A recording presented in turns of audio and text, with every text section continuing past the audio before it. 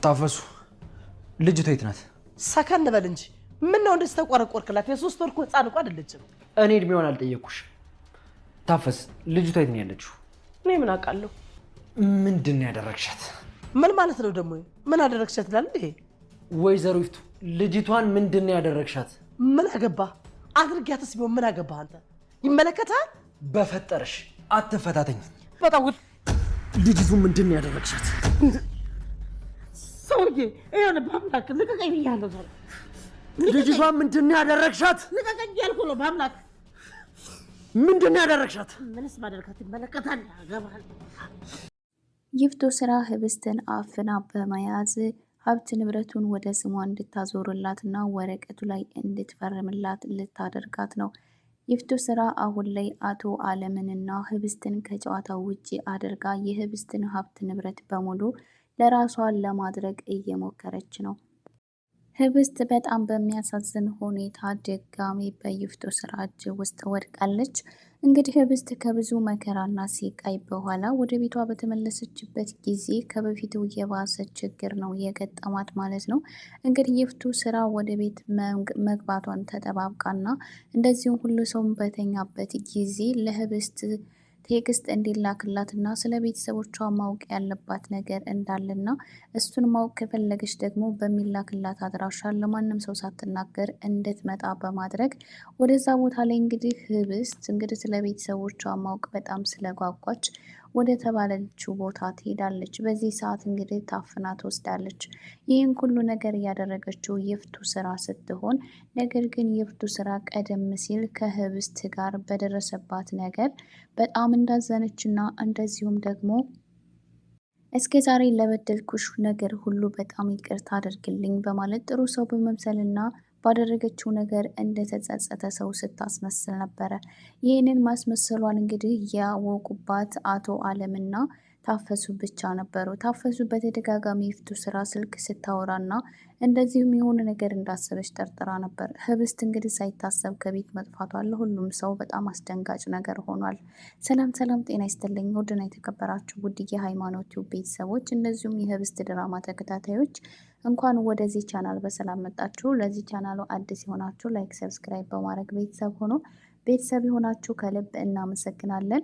ህብስት እንግዲህ መከራዋና ሲቃዩዋ የማያቆመውና የማያበቃው ህብስት አሁንም በድጋሚ ትልቅ ችግር ውስጥ ገብታለች። ህብስት እንግዲህ ከቤት ይሻለኛል በማለት ወደ ገጠር ወደ ነታፈሱ ቤት በሄደችበት ጊዜ ያጋጠማት ነገር የባሰ እስከ ከበፊቱ ስታሳልፍ የነበረው ነገር የባሰ ነገር ነበረ።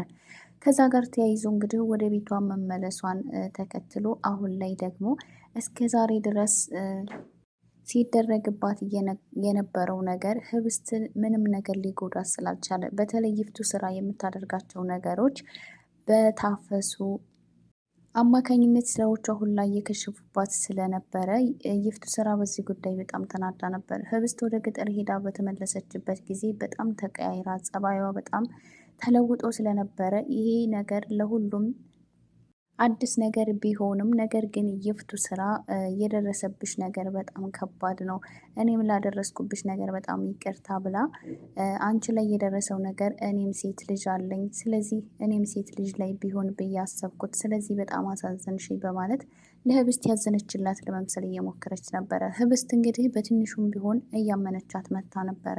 ነገር ግን በአምላክ ህብስት ይፍቱ ስራን ስታምናት በጣም እየተናደደና ማመን እንደሌለባትም ጭምር ሲነግራት ነበረ። አሁን ላይ ህብስት እየጠበቀችው ነገር በአምላክ ፍቅሩን እንዲገልጽላትና ደስተኛ እንድትሆን እንደዚሁም ደግሞ በአምላክ እንደሚጠብቃት ከዚህ በኋላ ምንም ነገር አትሆኝም ብሎ እንዲያጽናናትና ጥንካሬ እንዲሆናት ጠብቃ ነበር። ነገር ግን በአምላክ ህብስት በጠፋችበት ጊዜ በጣም ተጨንቆ ራሱንም በጸጸት አለንጋ እየገረፈ ተመልክተናል። ነገር ግን ህብስትን ካገኛት ጊዜ ጀምሮ በደንብ አቅፎ እንኳን ደህንነቷን ሊጠይቃት እንኳን አልፈለገም። ይህንን ነገር ማድረግ ያልፈለገበት የራሱ ምክንያት ቢኖረውም ነገር ግን ህብስት ይህንን ነገር ባለማድረጉ በጣም እየተናደደችበት ነበረ። ከዛም በተጨማሪ እንግዲህ ንጉሱ ማለትም የታፈሱ ወንድም ከገጠር በተፈጠረው ነገር ምክንያት ወደ ከተማ መመለሱ አብሯቸው ይሄ ነገር ለበአምላክ በጣም አናዶትና አበሳይቶታል። ይህ የሚሆነው ነገር ከህብስት ጋር ምናልባት ከተቀራረቡ ህብስትን ይወስድብኛል የሚል ትልቅ ስጋት ስለነበረው ነው። የህብስትና የበአምላክ መናቆርና በነገሮች አለመግባባት አሁንም እንደቀጠለ ነው። ህብስት አሁን ላይ ጠፍታ ከመጣች ጊዜ ጀምሮ ምናልባት በአምላክ ተቀይሮ እኔን ወደ እሱ ሊያቀርበኝ ይችላል ብላ አስባ ነበረ። ነገር ግን በአምላክ ይህንን ነገር አላደረገም። ይህንን ነገር ያላደረገበት ምክንያት እንግዲህ ህብስትና በአምላክ ከተቀራረቡና ሌላ ነገር እንዳላቸው ይፍቱ ስራና እንደዚሁም አቶ አለም ካወቁ ህብስትን ሊጎዳት እንደሚችሉ ከዚህ ቀደም አቶ አለም አስጠንቅቀውት ነበረ። ያለምንም ነገር እገላታለሁ ብሎ አስጠንቅቀውት እና አስፈራርቶት ስለነበረ ህብስትን በቅርባት እሷን እስከ መጨረሻው ሊያሳጣኝ ይችላል የሚል ትልቅ ስጋት ስላለበት ነው ህብስትን እሷ በምትፈልገው መንገድ እየቀረባት ያልሆነው። ነገር ግን ንጉስቱና ህብስት አሁን ላይ ያሉበት ሁኔታ ትንሽ አስደንጋጭ ቢሆንም ማለትም በዚሁ ከቀጠሉና ግብብነታቸው በዚሁ ከቀጠለ ንጉሱ ህብስትን ሊወዳት ይችላል ማለት ነው። በዚህ መካከል እንግዲህ በአምላክ ለብቻው ሊቀር ይችላል ማለት ነው። ነገር ግን አሁን ህብስት ከደረሰባት ነገር እንዴት ነው ልትወጣ የምትችለው? ማን ነውስ ሊያድናት የሚችለው?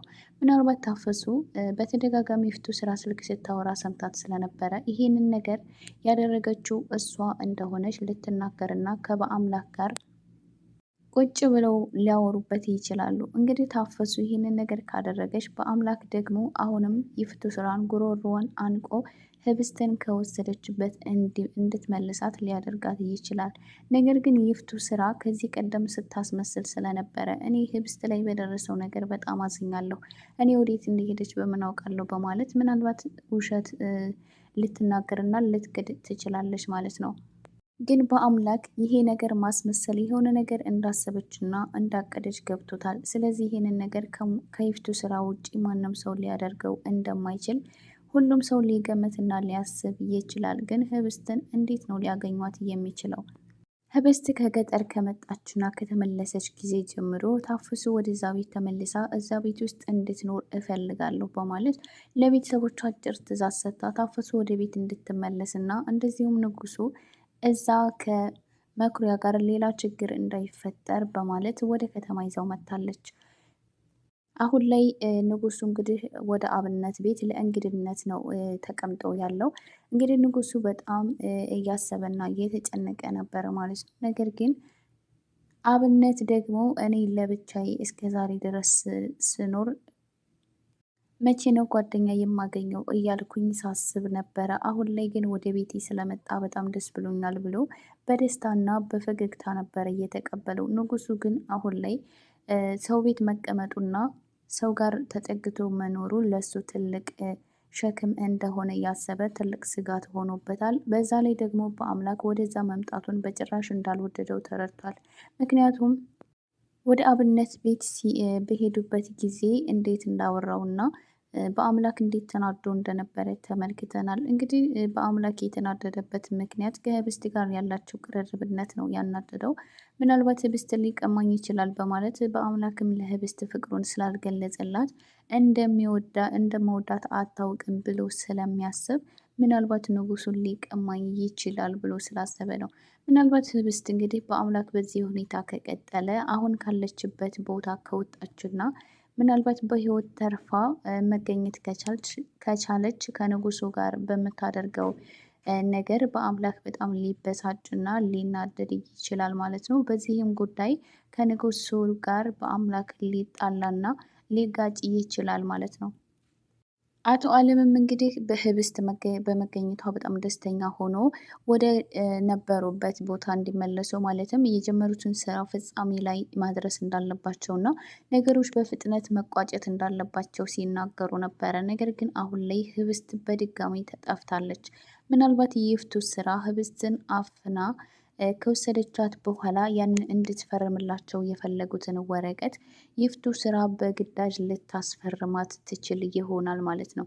እንግዲህ ህብስት ከዚህ ወጥመድ እና ያንን ወረቀት ከመፈረም እንዴት ልታመልጥ ትችላለች?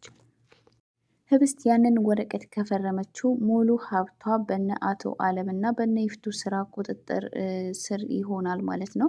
ስለዚህ ይህንን ነገር ካደረገች እሷ ባዶ እጇን ትቀራለች። እስከ ዛሬ ድረስ አብነትና በአምላክ እየለፉበትና ሲደክሙበት የነበረው ነገር ሁሉ በዜሮ ተባዝቶ ቁጭ ይልላቸዋል ማለት ነው።